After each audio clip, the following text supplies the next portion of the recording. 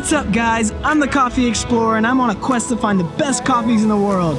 This time I'm in Western Honduras because I've heard there's some really good coffee nearby. Let's go on an adventure and check it out.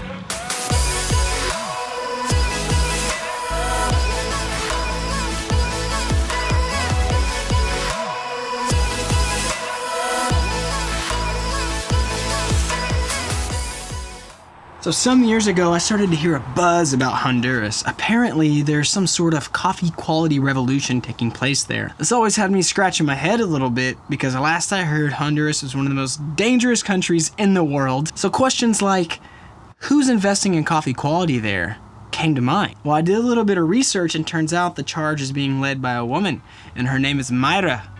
Right then, I knew what my next adventure would be. Pack your bags, because we're going to Honduras.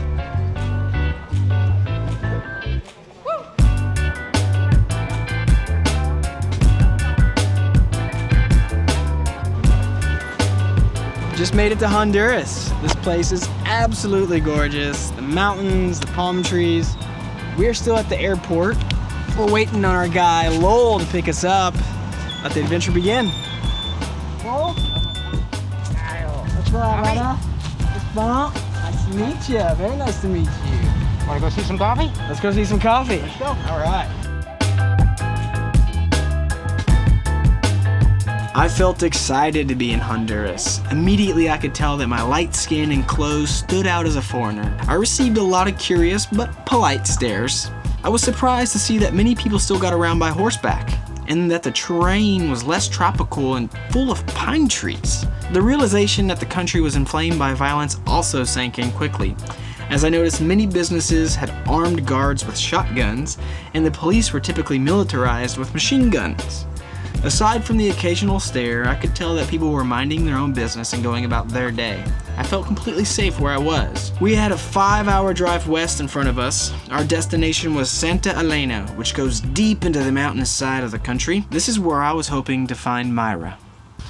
Yo, yo, yo, good morning. Check this out. I mean, we're in what I consider paradise. So today is officially day number 1. Our full day number 1 here in Honduras. Now we get to go look for Myra. She's somewhere out here, so let's go find her. Con permiso, vaca. Do you know where Myra is? I'm looking for Myra. Oh, she's that way? Okay, thank you. Very nice cows they have here in Honduras. Buenos dias. Yes. ¿Dónde está Myra? Myra. Está en el río. ¿En el río? Ah, en el río. Gracias. Okay, apparently she is down here playing in the river. I think that's her right there. I'm gonna walk faster.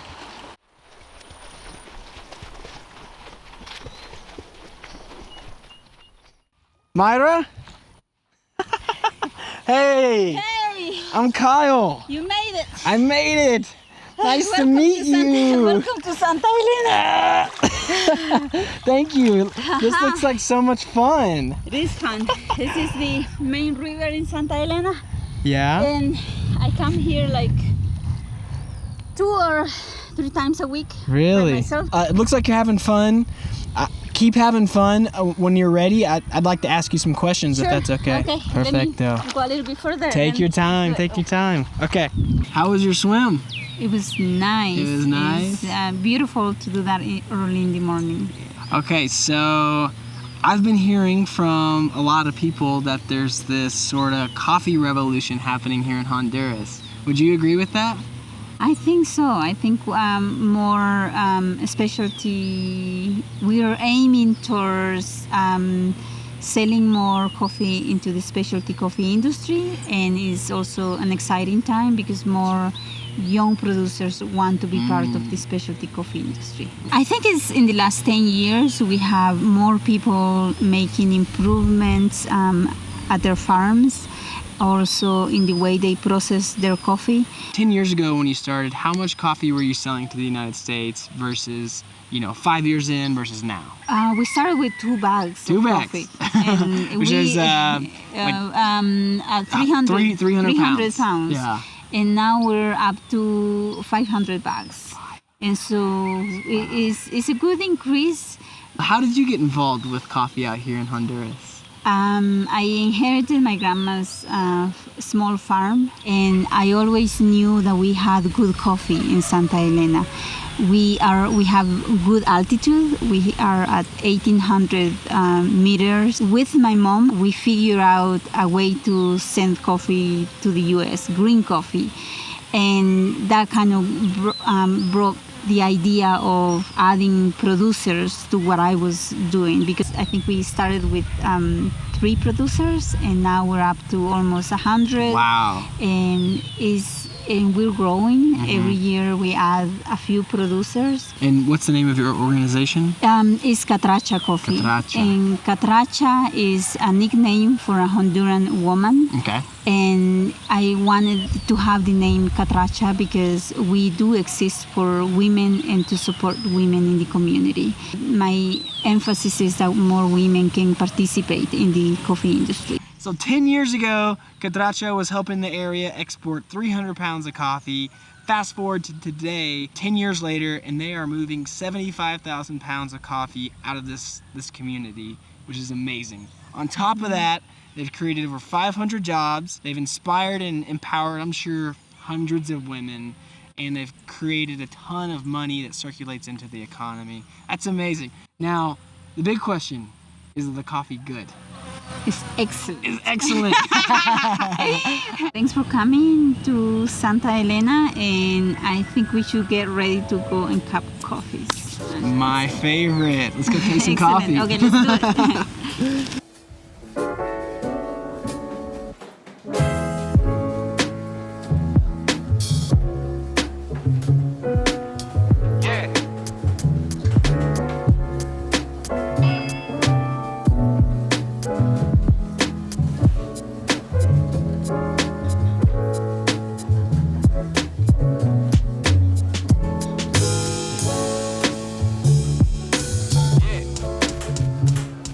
Wow, I really like this coffee right here. This is good.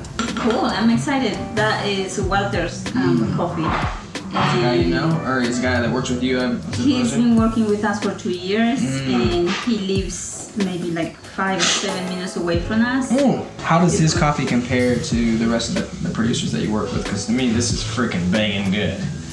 I like it. It's very creamy, chocolatey. Walter is one of those producers that will follow all the recommendations we give him. And you should meet him too when you're here. I can do that? You, of course. Yes, we should go and meet him. So his name's Walter? His family. That's right. Yeah. Sweet. Let's go. We will let him know that you like his coffee. Perfect. Let's go meet Walter. Let's do it. Okay, so we just got done cupping some coffees that were freaking delicious. I was so surprised. Apparently, Walter's coffee is the coffee that really stood out on the table to me. So Myra had this great idea of just going to meet Walter. So apparently he's just 5-minute walk down the road. So let's check it out.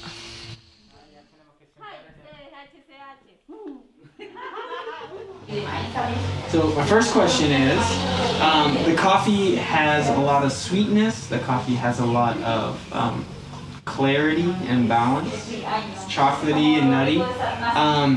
How does that come to be? Is that something that happens by accident, or are there, intentional things that you are doing to help the coffee taste so good?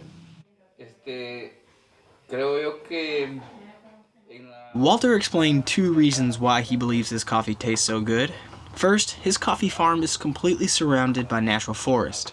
This protects the coffee from wind, provides biodiversity in the soil, creates shade growing conditions, and it even helps with water retention. Secondly, he describes his relationship with Catracha, Myra's organization, and how following their recommendations for coffee processing and quality improvements have made a huge difference. We talked for about 30 minutes and then it was dinner time. Walter and his wife prepared a Honduran dinner for us. Let the fiesta begin.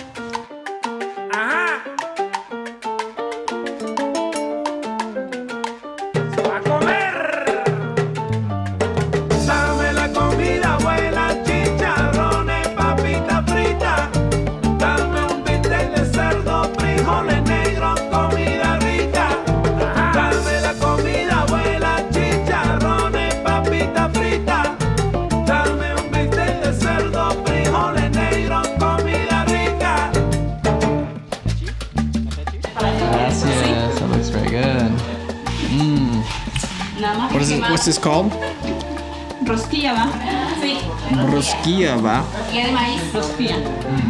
Oh my gosh. De maíz. It's cornbread. Cornbread. Oh, it's cornbread. It's so buttery and sweet. It has cheese. Is there cheese in there? Oh, that's what that is. This is fuego. Yeah, yeah.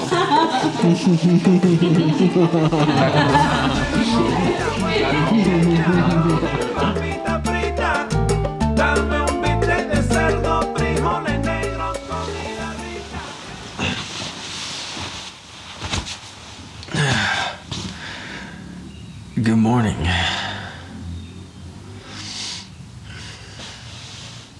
Today, apparently, I'm gonna go milk a cow.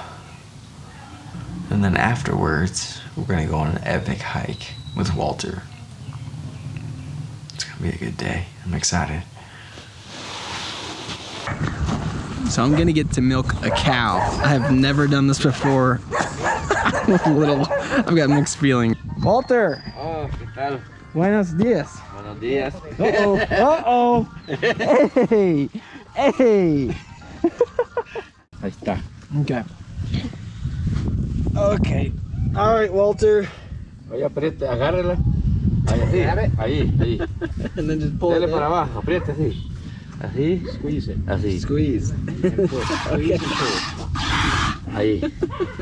This is so weird. It's not working. Dale, apriete, no hay problema. Oh yeah, brother.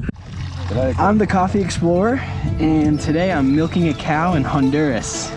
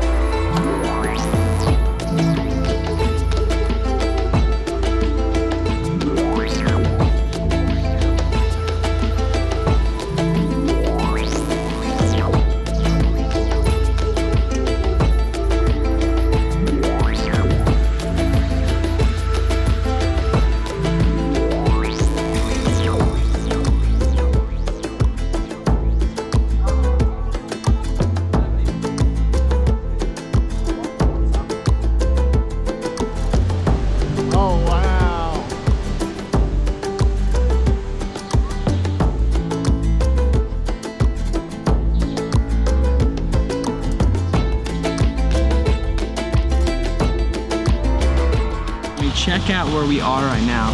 Over here, you can probably hear it. Beautiful waterfall in the background. Then we got some coffee over here. And then you may have already seen it, but check out that view. It is sick.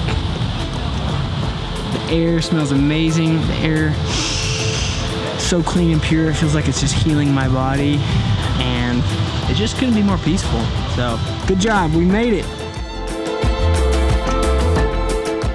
Exploring Honduras reminded me of a time when I was 5 years old that I'll never forget. My mother took me grocery shopping with her, and inside the store I decided to wander off on my own. Although I was only a couple aisles away from my mother, it felt like I was in a different world. Nothing around me was familiar. None of the people or the objects resembled things that I was accustomed to or things that I trusted. My eyes were wide because everything I saw was new to me. Except this time in Honduras, it wasn't the people. It was their perspective on life that felt foreign to me. Honduras is a tough country. There's rampant corruption, poverty, roads are terrible, and the water has parasites.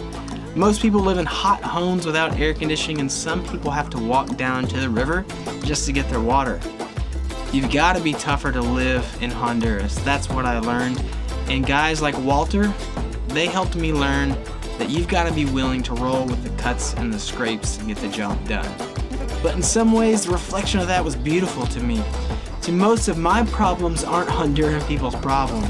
And to be honest, some of my problems would feel silly to even explain to them. Just like when I was in that grocery store at the age of 5, I wasn't afraid to be around such unfamiliarity. I was inspired. The people of Honduras are more connected to their land, they're more connected with each other, and they're more connected to their food. A lot of that I feel like I'm missing. The people of Honduras aren't that much different than you and I. The people of Honduras just crave trust. Trust in their neighbor, trust in their leadership, trust in their God. And it's a sacrificial courage from people like Myra that is breathing life into these communities more than anything else.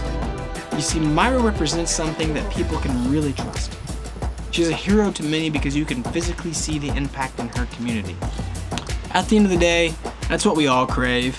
We crave to trust people, to be around our family, to be around good friends, and to trust that the leadership in place will take us to a better place. And the coffee, it just tasted amazing. Very sad to see that place go. If you liked this video, please be sure to like and subscribe. Thanks for watching, and I'll see you on my next adventure.